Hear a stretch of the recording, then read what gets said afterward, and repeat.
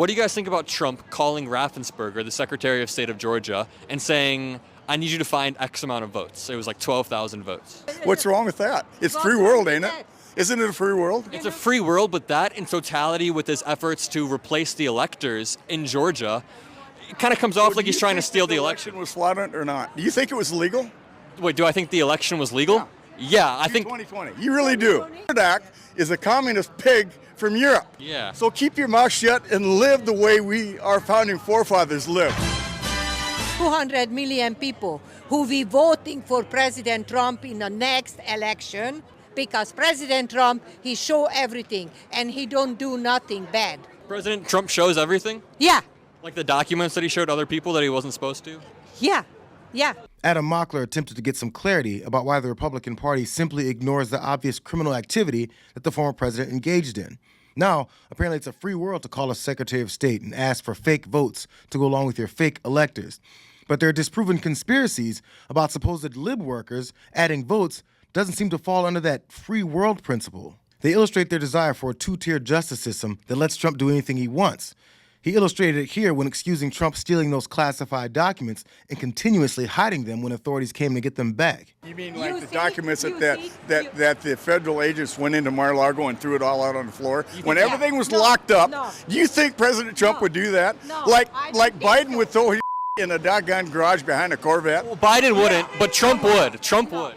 No, Trump had every right to take all them documents. You really think that he'd be stupid enough to bring that out into the public? No.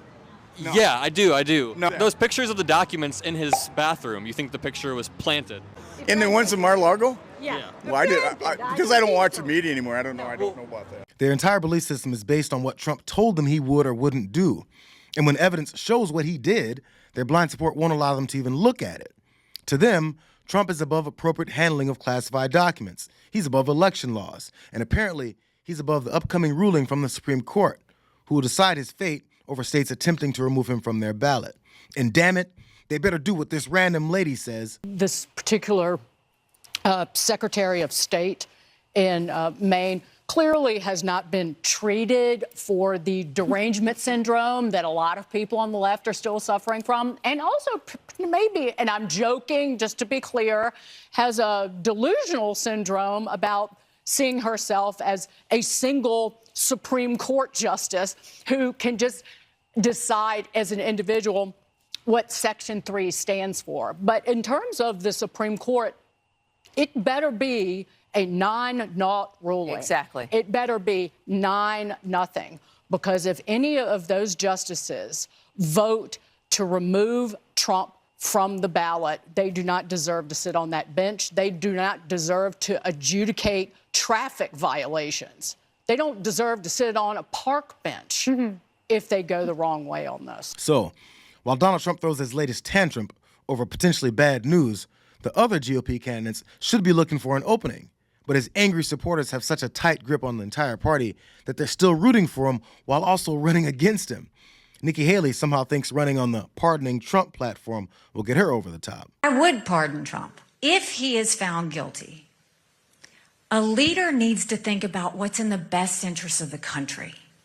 What's in the best interest of the country is not to have an 80-year-old man sitting in jail that continues to divide our country. What's in the best interest of the country would be to pardon him so that we can move on as a country and no longer talk about him. So I guess all 80-year-olds that commit treason should avoid punishment.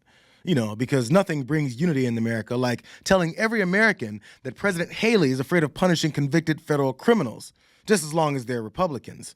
I wonder if she doesn't care about the crimes her party is accusing the Bidens of. I don't trust it. I don't think the American people trust it. I don't think that the American people trust the Department of Justice or anything this is going to do. I think that this was meant to be a distraction. It's not a distraction. I think the Bidens are on a sinking ship. And I think this is our opportunity to make sure not only that we get a new president in the White House, but that we go and we clean house in the Department of Justice while we're at it. I think this is in response to the pressure that the Biden family is feeling. I think this is in response to the pressure the Department of Justice is feeling. What I would say is the House needs to keep their foot on the gas, keep this investigation going, don't let up. The Biden family has been doing this for a very long time. They were doing it while he was vice president. They were doing it after he was vice president. We don't know what they're doing as president, but what we do know is it smells bad.